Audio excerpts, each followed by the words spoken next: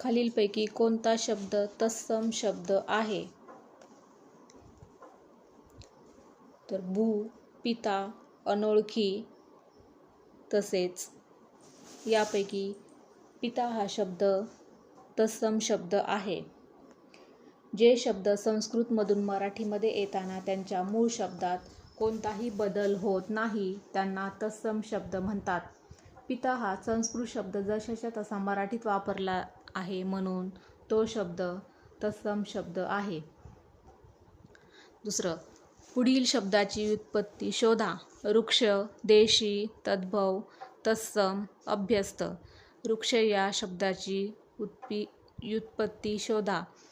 उत्तर तत्सम. वृक्ष हा मूळ शब्द संस्कृत आहे. मराठीत आपण झाड हा शब्द वापरतो, पण वृक्ष हा शब्द लेखनात जशाच्या तसा वापरला जातो म्हणून तो तत्सम शब्द आहे.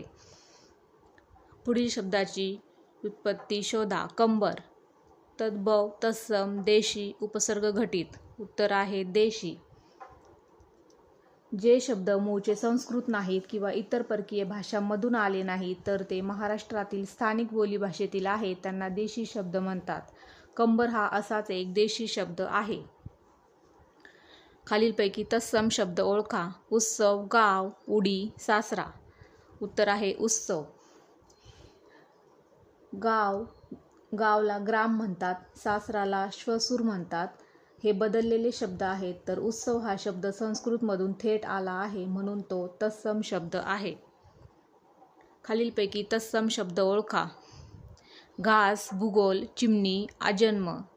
उत्तर आहे भूगोल. भूगोल हा शब्द संस्कृतमधील भू आणि गोल यांपासून बनलेला तत्सम शब्द आहे. खालीलपैकी तद्भव शब्द ओळखा. कोवळा, गुडघा, हसरा, नयन. उत्तर आहे कोवळा. संस्कृत शब्द कोमल या शब्दामध्ये बदल होऊन मराठीत कोवळा हा शब्द तयार झाला आहे. अशा बदललेल्या शब्दांना तद्भव शब्द म्हणतात. खालीलपैकी गुजरातीमधून आलेला शब्द कोणता? दलाल, तूप, सिनेमा, मेहनत. उत्तर आहे दलाल. दलाल हा शब्द मराठीने गुजराती भाषेतून स्वीकारला आहे. तूप हा देशी आहे तर सिनेमा हा इंग्रजी आहे. खालीलपैकी तद्भव शब्द कोणता? कन्या, टेबल, अर्ज, घर. उत्तर आहे घर. घर हा संस्कृत शब्द गृह पासून बदल होऊन घर हा शब्द तयार झाला म्हणून हा शब्द तद्भव शब्द आहे. गृह पासून घर झाला म्हणून तो तद्भव शब्द आहे, त्यामध्ये बदल झाला. डोंगर या शब्दाचे रूप ओळखा. तत्सम, तद्भव, देशी, कानडी. उत्तर आहे देशी. डोंगर हा शब्द कोणत्याही इतर भाषेतून आलेला नसून तो महाराष्ट्रातील मूळ रहिवाशांच्या बोलीभाषेतील शब्द आहे म्हणून तो देशी शब्द आहे. खालील शब्दांपैकी एक तद्भव आहे तो शब्द ओळखा. कवी, पुत्र, धर्म, दूध. उत्तर आहे दूध. संस्कृतमधील दुग्ध या शब्दाचा अपभ्रंश होऊन मराठीत दूध हा शब्द रूढ झाला म्हणून तो तद्भव शब्द आहे. अडकित्ता हा शब्द कोणत्या भाषेतून मराठीमध्ये आला? हिंदी, फारशी, कानडी, पोर्तुगीज. उत्तर आहे कानडी. मराठीवर कानडी भाषेचा मोठा प्रभाव आहे. अडकित्ता, खलबत्ता, गुढी, अक्का हे शब्द कानडीतून आले आहेत.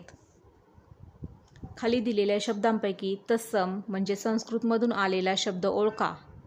कान, भूगोल, दस्तऐवज, स्टेशन. उत्तर आहे भूगोल. भूगोल हा शब्द थेट संस्कृतमधून आलेला आहे, आपण वरतीच पाहिलं. ऐन जमाबंदी, ऐन हंगाम, ऐन आमदानी हे शब्द कोणत्या भाषेतून मराठी भाषेत आले आहेत? उत्तर आहे फारशी, अरबी, मुसलमानी, पठाणी. उत्तर आहे अरबी. ऐन हा उपसर्ग लागलेले ऐन जमाबंदी, ऐन हंगाम हे शब्द मूळ अरबी भाषेतील आहेत जे प्रशासकीय कारणामुळे मराठीमध्ये आलेले आहेत. खालीलपैकी संस्कृत शब्द ओळखा.